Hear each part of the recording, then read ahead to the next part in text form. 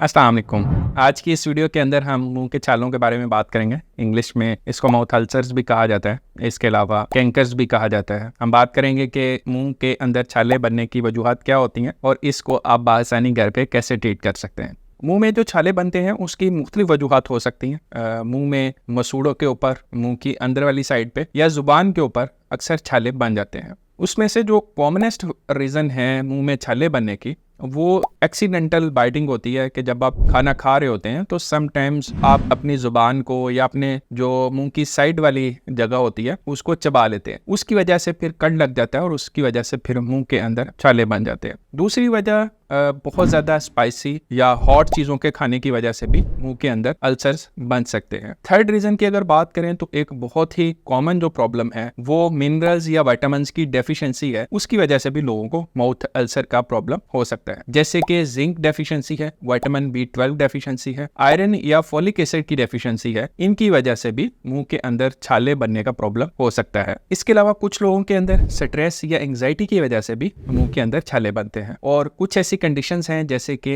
SLE है, ये auto immune disease होती हैं जिनके अंदर मुंह के अंदर छाले बनना भी मुख्तलिफ अलामत में से एक अलामत होता है। अब हम बात करते हैं कि अगर किसी शख्स के मुंह के अंदर छाले बन जाए तो वो उसको कैसे ट्रीट कर सकता है। ज्यादातर लोगों में तो ट्रीटमेंट की जरूरत ही नहीं होती, क्योंकि ये वायरल इलनेस की वजह से भी मुंह के अंदर छाले बन जाते हैं, जो कि 1 से 2 हफ्ते के अंदर खुद ब खुद ही ठीक हो जाते हैं। लेकिन अगर किसी शख्स को मुंह के अंदर पेन का एहसास हो रहा हो तो वो ओवर द काउंटर जो भी पेन किलर हैं, जैसे कि पैरासीटामोल है या इबुप्रोफेन है, अगर उनको इन दवाइयों से एलर्जी नहीं है तो वो दर्द के लिए इस्तेमाल कर सकते हैं। इसके अलावा आपको मेडिकल स्टोर से मुंह के अंदर लगाने वाली जेल्स भी मिल जाती हैं, जो कि आप अपने मुंह के छालों के ऊपर लगा सकते हैं, जिसकी वजह से दर्द भी कम होती है और माउथ अल्सर्स को हील करने में भी ये मदद देते हैं। लेकिन जैसे मैंने बताया है कि कुछ लोगों में ये प्रॉब्लम जो है वो विटामिन B12, जिंक, आयरन या फोलिक एसिड की डेफिशिएंसी की वजह से हुआ होता है। तो ऐसी सूरत हाल में आप अपना या तो iron, folic acid, vitamin B12 और जिंक वगैरह का लेवल चेक करवा लें। लेकिन अगर आपको कोई और अलामत नहीं है, सिर्फ मुंह के अंदर छाले बनने का प्रॉब्लम हो रहा है, तो फिर आप इन विटामिन या मिनरल्स का वैसे भी इस्तेमाल कर सकते हैं। खास तौर पर वो लोग जिनके अंदर रिकरेंट यानी बार बार मुंह के अंदर छाले बन रहे होते हैं, उनके अंदर अक्सर देखा गया है कि इन्हीं मिनरल्स की डेफिशिएंसी की वजह से माउथ अल्सर्स बन रहे होते हैं। तो बेहतर है कि अगर आपको कोई माउथ अल्सर्स का रिकरेंट प्रॉब्लम हो रहा है तो आप इन